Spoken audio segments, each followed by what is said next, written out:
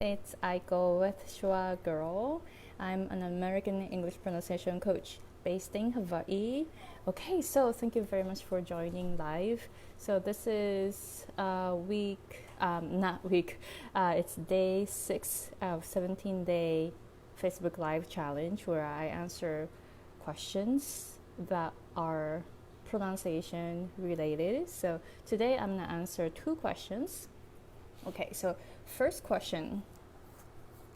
In English pronunciation, what are the key points to be focused?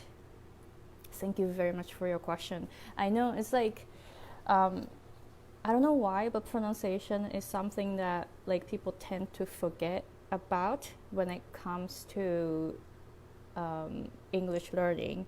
But I think pronunciation is really, really important.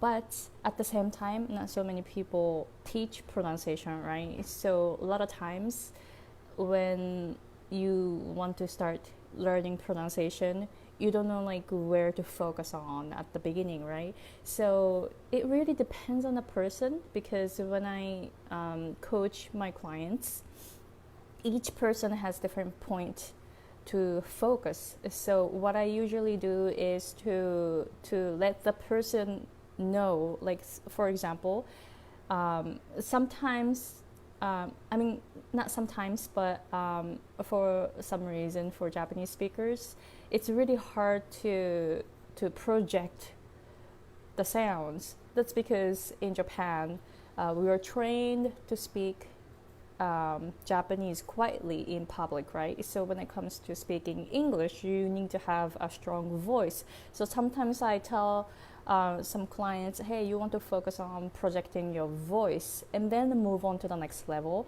And sometimes I focus on the intonation. Your intonation is going up at the end, so you want to make it go down, something like that. And then sometimes I tell the person to focus on vowels and also like try to connect all the sounds. It really depends on where you are and what your strength is and what your area of improvement.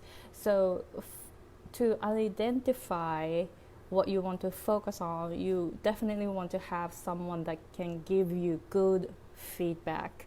So if you have a pronunciation coach, that would be great. You want to identify your strength and the area of improvement first.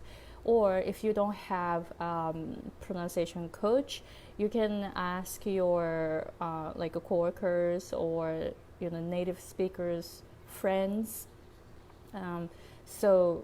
Just ask them like what area you need to focus on. That's something that it's really hard to identify your own strengths and area of improvement, especially at the beginning, right? Because you don't know what you don't know. Right now, I kind of know what I need to focus on. I still practice pronunciation every day in order to improve my pronunciation, because I teach pronunciation and I want to improve my own pronunciation. So I work on my pronunciation on my own, but I still have someone to tell me how I am improving. But at the same time, because I have a lot of experience in pronunciation, I can tell what I need to focus on now at this point to go to the next level. So I know that I kind of have an idea. But yeah, so it really depends. But I will tell you like some of the major key points that from my experience. So yeah, a lot of times I tell my clients to project their voice more. So, you want to have very strong voice in English. So that's something that you want to work on. Also the speed. That's because the Japanese language is so fast. It's pronounced so fast. So when you speak English, you want to slow down a lot. When you listen to native English speakers, you feel like they're speaking really, really fast, right?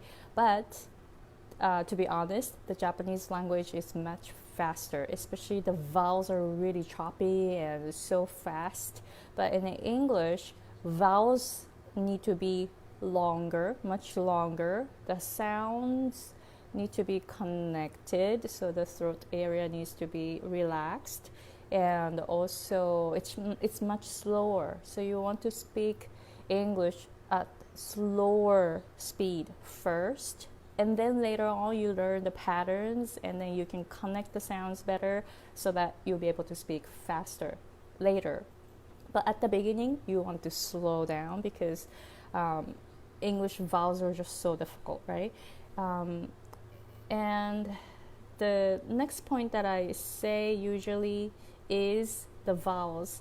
Work on your vowels because there are so many English vowels, 4 to 5 times more than Japanese vowels, because Japanese vowels are just 5 vowels, right? And each sound is very different from each other.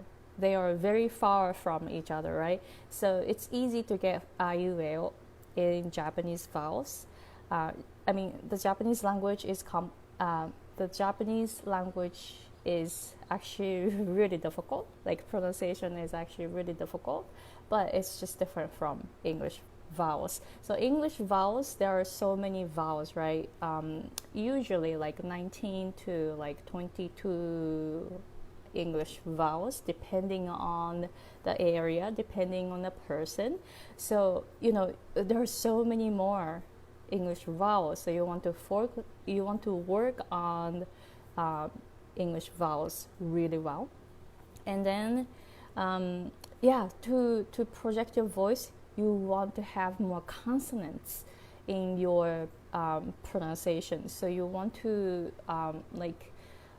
especially like P sound, K, like K sound, and T sound. You want to have really crisp consonant sounds in your English. So you want to have very strong consonants when you speak English. So that's something that you can work on. But at the same time, you don't know. I don't know where you are. Usually, my clients are going through the same, they're going through the same same things, but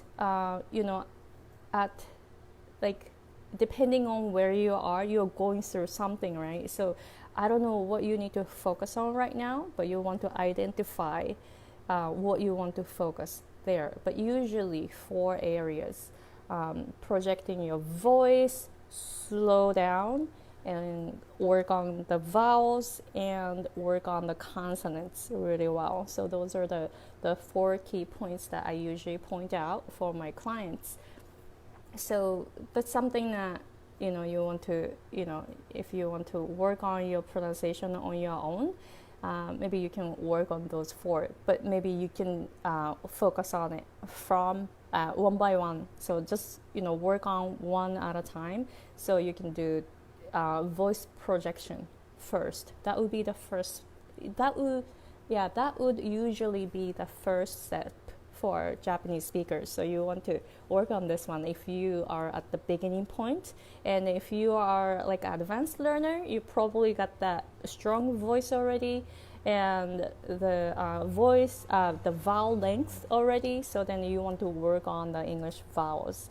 Yeah, so please let me know if you have any more questions. If you contact me personally, then maybe I can identify your area of improvement at your level, at your current level. All right, so thank you very much for your question. Okay, so next question that I got is, should I learn pronunciation symbols? Yeah, so actually sometimes I get this question, right? Because to learn pronunciation, you will want to know about the symbols, right? The pronunciation symbols.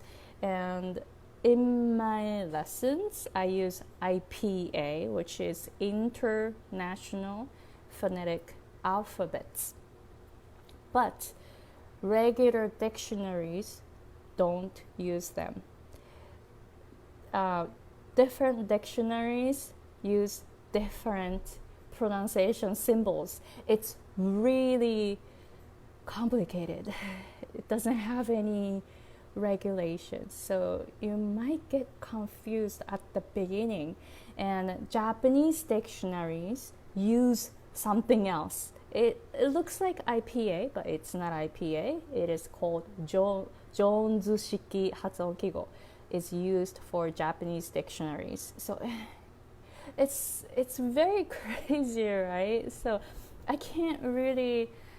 Well, I learned IPA really well at university when I took phonetics and linguistics, and also like intonation study and phonology and all that. So I got like really good knowledge about good like training of IPA. So when I look at different dictionaries, I can kind of read by like searching words, and then like for example, different dictionaries use different symbols for like a word like heat, H-E-A-T, heat. And Jones-shiki for Japanese dictionaries use like a small I with 2 dots, right? But IPA is just small I, lowercase I, and that's E. And then like other dictionaries use different symbol for that, like E, like EE, or it's like kind of like no regulations, no patterns. It's really hard to understand. But since I learned IPA really well, I can just check. When I use a new dictionary, I just check real quick, what kind of symbol does this dictionary use for heat? H-E-A-T, and then I just search H-E-A-T, and then look at the pronunciation symbol that dictionary uses, right? So then I can understand, so when I see this, that means this sound. I kind of instantly know, like, I kind of like figure out what kind of pronunciation symbols are used for certain sounds. So, it became really easy, but it took me like good 3 or 4 years to pick it up. So, but at the same time, if you know pronunciation symbols really well, that doesn't mean your pronunciation improves. You know what I'm saying? It really, so it doesn't matter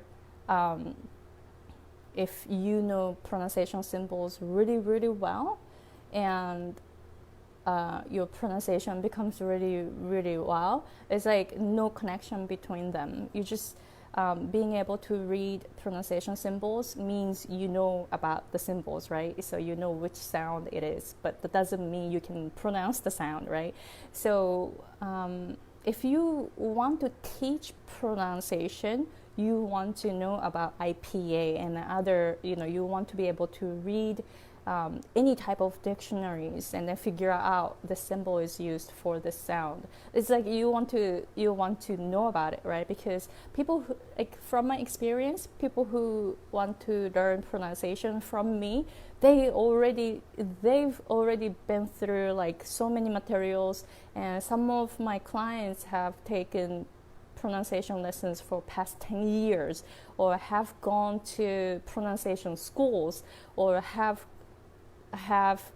been exposed to English environment from the age of 10. Like my clients know so much about pronunciation before they take my pronunciation lessons, right? So I need to know about IPA really well, so that way when they ask me questions, then I can answer, right? So if you want to become a pronunciation coach, or if you're an English coach who wants to start teaching pronunciation, then you really want to learn pronunciation symbols. But otherwise, well, in my course for I have 12-week pronunciation course, right? It's for advanced learners, but I don't really use pronunciation symbols there. Why? Because pronunciation symbols are just suggestion. It's suggestion. So that doesn't mean that's how all the native speakers speak.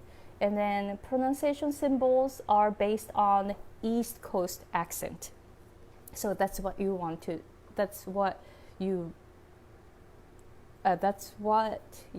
be aware of. So when you take a look at the pronunciation symbol, and then if you live on the west side, like California, the pronunciation probably it can be very different. Like for example, like the past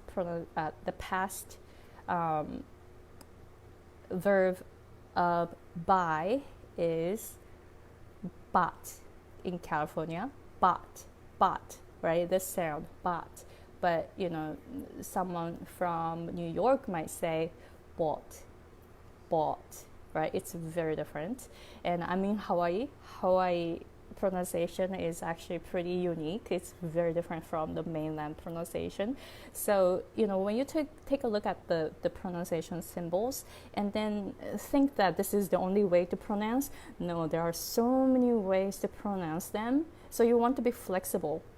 And also languages change over time, so as pronunciation. So if you watch like dramas or movies from like 50s, the language they use, the words they use are pretty different, right? And then pronunciation is actually pretty different. So you want to know that languages change over time. Usually the dictionary gives you old information. So therefore, the pronunciation that's listed may be very different from the way that people pronounce it nowadays, right? So you want to be aware of that. For example, one of my clients asked me how to pronounce grocery, right? And then when I hear how people around me pronounce it, I hear grocery. But when I checked the dictionary, I got confused because it said grocery, like with a sound. But what I hear around me is grocery, like sh sound, right? Like a SH sound, right? So I got kind of confused and realized, sound changes, right? And then sometimes the vowels change a lot. So when you see like pronunciation of, like, for example, R, A-R-E. So in a dictionary, it probably says R, right? But in real life, it's just gonna be like it becomes just a schwa sound. So it changes the sound. So there are so many ways to pronounce certain words too. Like for example, A-U-N-T is pronounced ant in California, but it's pronounced aunt on the East Coast. So you want to know, you want to know how people around you are pronouncing. So you don't want to depend on the dictionary 100%. You just want to know that the pronunciation that's listed in your dictionary is just suggestion. It's theory. So real pronunciation is so much it's like the real pronunciation is like, it can be very different from theory, right? So that's something that you want to know. So that's the thing. I don't really go into like IPA in my course because it's just so difficult, and it's not. It is practical, but at the same time, you want to be flexible. So I usually teach, pronunciation that way. You want to be flexible, because it really depends on where you are, where you live, and also the area you live, and the people. Like, it depends on the person.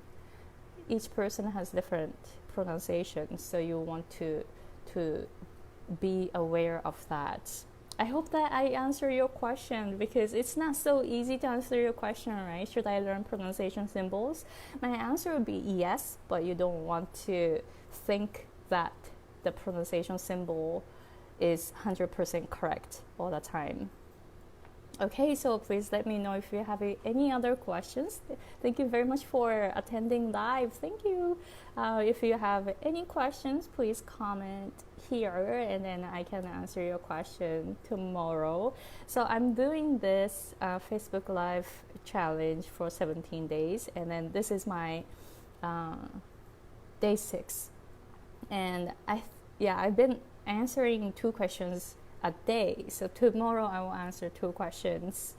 Okay, so thank you very much for watching this live. And if you are watching this as a replay, thank you very much. And if you don't have Facebook account, don't worry, I'm gonna upload it into my YouTube channel so you can watch it later. And also, so I got so many intonation questions, right? So I decided to do a free workshop just to share 3 points for you to improve your English intonation, American English to be specific, because I only teach American English pronunciation. And then that's on August, that's gonna be on August 16th at 2 p.m. in Hawaii time. So if you are on the mainland USA, it's going to be 5 p.m. on the Pacific Standard Time. And if you're on the East Coast time, that will be 8 p.m. If you're in the Central Standard Time, it'll be 7 p.m. on August 16th. So I'm gonna put the link here so that you can take a look and then sign up for it. And then I will use Zoom. So we're gonna meet online using Zoom. So it's pretty easy to use that. I really like that conference app. Okay, so if you want to learn in pronunciation from me, I have few options. The first option is a group course, 12-week pronunciation intensive group course using Facebook and Facebook Live. And I am looking for 3 people who would like to take the 4th term course. And right now I'm teaching the 3rd term course, and the 3 people are working on the pronunciation, and they are improving a lot. Very serious people, very, very motivated people, and I'm so happy to see that they are improving a lot. So if this course is designed for Japanese people in the US working in an English environment, actually I take clients who live in Japan or Asia or in Australia, but you want to the environment that you're in, you need to have some like English environment, like American English environment, and then this is designed for you to be able to learn practical pronunciation, not the textbook pronunciation, but the real pronunciation, the fast one.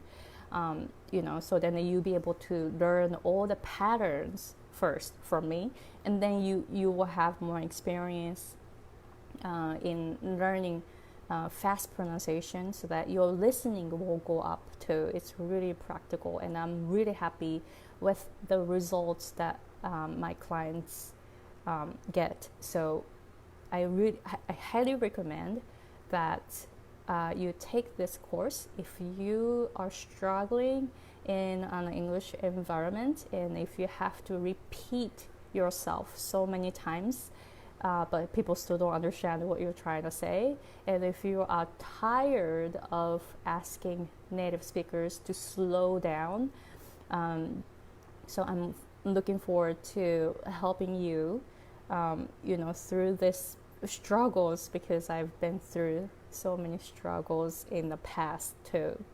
And I have another option, which is private coaching. So private coaching is for people who want to take face-to-face online lessons 12 times. So you will learn the same thing as in the group course, but the difference is you will be meeting me online face-to-face. And then the other option is online courses. So this is self-study style. So you enroll in one of my courses on Udemy or Teachable, and then as you go, you can learn pronunciation watching videos.